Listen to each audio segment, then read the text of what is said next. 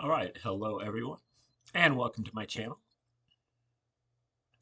This is for educational purposes, and we check into uh, great stuff that will really help you, but it's difficult to access for one reason or another. It's being suppressed by the authorities and the powers that be. It is difficult on you mentally, difficult material, and it is difficult on you emotionally because it strikes at your heartfelt belief systems that you inherited from your upbringing, your conditionings. And this is a special feature we have called the Q-tip of the spear. And on this, I just grouse about some of the podcasts that I've seen recently. In that vein, Q people, Q commenters, and people that I think are at the tip of the spear. And I definitely feel a lot better than I felt yesterday. Um, it's weird. I felt so black pilled yesterday, and I feel a lot better today, but things haven't changed at all. Like my situation isn't any better than it was yesterday, but for whatever reason, I like hopped out of my funk. So, I just try to not get too high and not get too low. I know that I'm going to get kind of low, but sometimes, but hopefully I just don't bottom out and just kind of like I feel like I'm doing okay as long as I don't start making any decisions about things based on my black pilled state or based on my depression, my day long depression or whatever, or funk or whatever you want to call it. So, um, yeah, my situation is just as bad, if not worse, than it was yesterday. But I feel a lot better about things that are happening. And maybe it's a matter of hope. I feel like there's more hope out there than there was, and I think that's check out a few of the podcasts and just kind of meditate a couple times since the last time I talked to you, and just kind of worked through a few things, had a conversation, a few little correspondence on email and stuff that uh, you know gives me a little bit of more faith in humanity, and but also I got to have more faith in myself too. You know, it's uh, it's really, ultimately it's a deal with myself and whatever, whatever hope and faith I have in humanity is really just a projection. And it's really just whether I have hope and faith in myself. Because you can always uh, take the blows from other people. It's a matter of what do you do with it. You can turn the worst thing around into being in your favor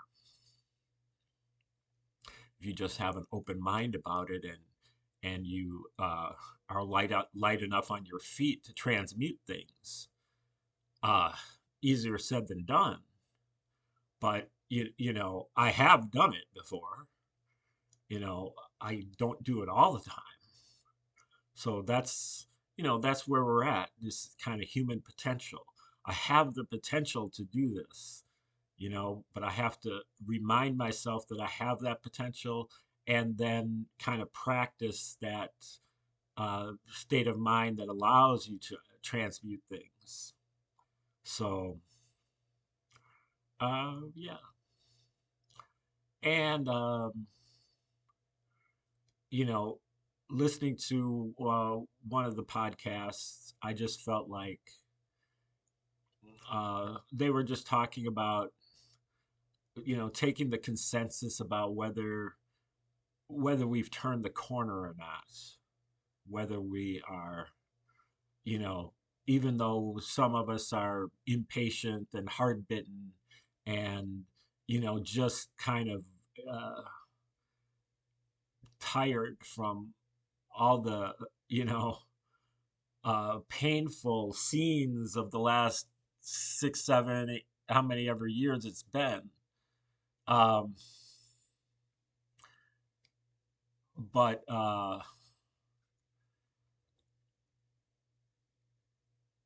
you know, the kind of things that happen now, 5 years ago, you'd be like, oh man, it's here, and we're finally there.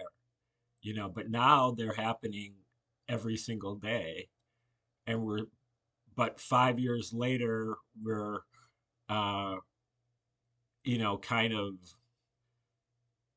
in a different mindset and inured to the, I don't know, we just it's not as great as we thought it was going to be.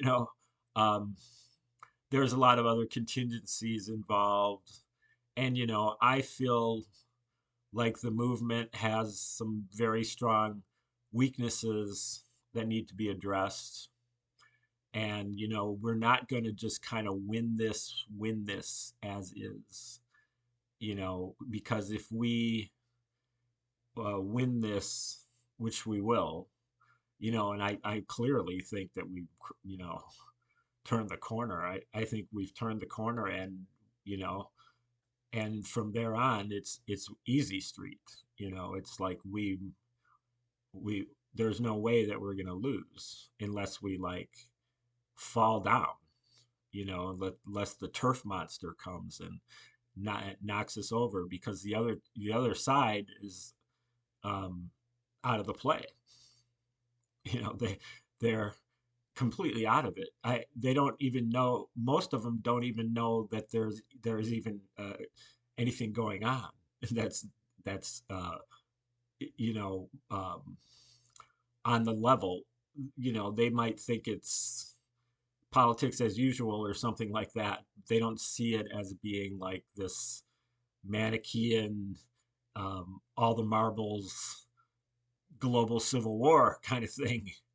They just see it as like uh, some like a local issue or something, and they're going to get blindsided so bad.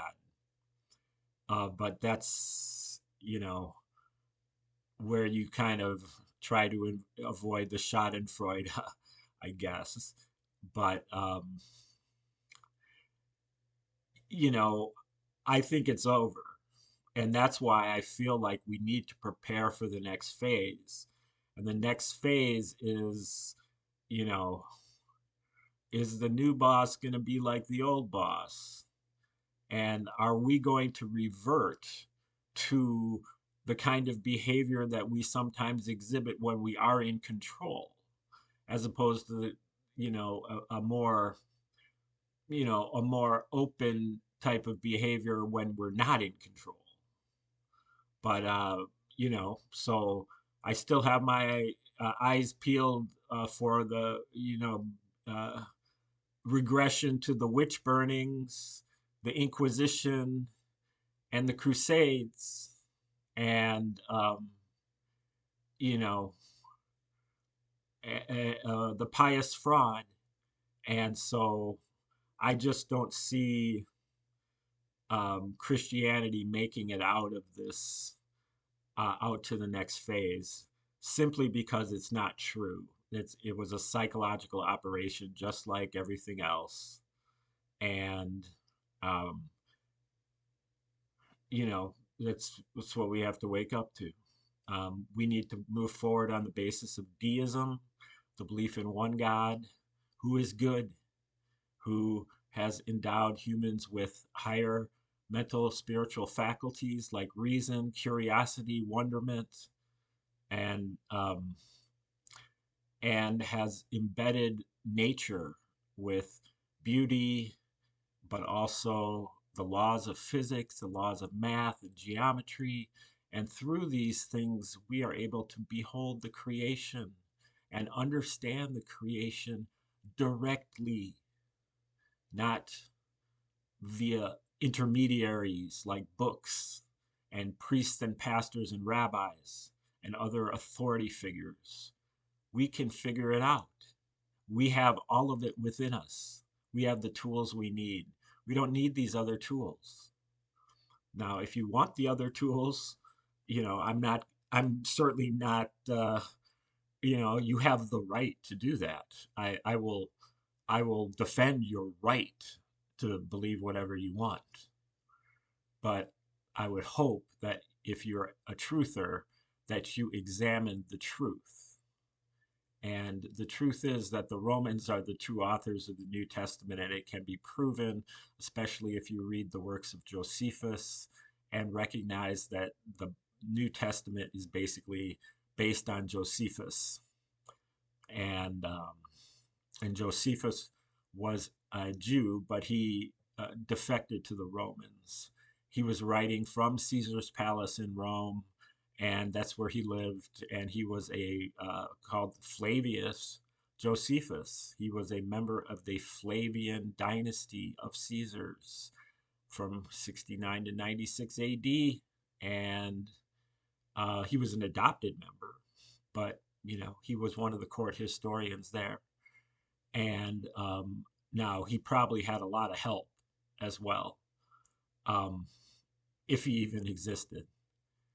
But whoever was writing under the name of Josephus is also the author of the Gospels. And you can go get yourself a copy of Josephus and compare it with your book of Luke. Why don't you start with Titus's military campaign in Judea? And that starts in book 3, I believe. And compare that with Jesus's ministry in Judea, and see um, where they go, when they go, what happens where they go, and what order do they go there in. And you will find that those things are the answer to all those they are identical. Okay, that's enough for today. For now, uh, I think this was Q-tip of the spear number 40, and we will have some more action later on today. But thanks for tuning in. Like, share, subscribe, comment, contribute, and come back tomorrow for the next episode of the Q-tip of the spear.